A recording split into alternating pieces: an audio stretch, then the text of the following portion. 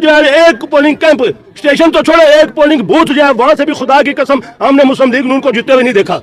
तो मेरा तलक यूसी 10 से है, मेरी यूसी 10 में MPA ज़ियाउल्लाह शाह का घर है, उस घर से उसके घर से हमने 1900 वोटों की लीड ली है।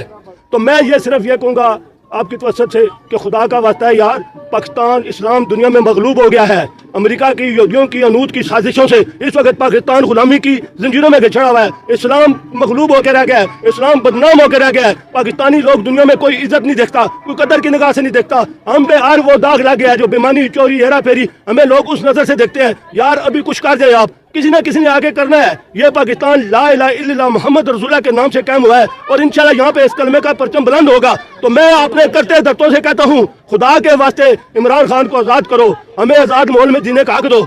इस इमरान खान आएगा, वो पूरे आलम इस्लाम की नुमाइंदगी करेगा। इस वक्त इस्लाम सियासत से हम बहुत दूर आगे निकल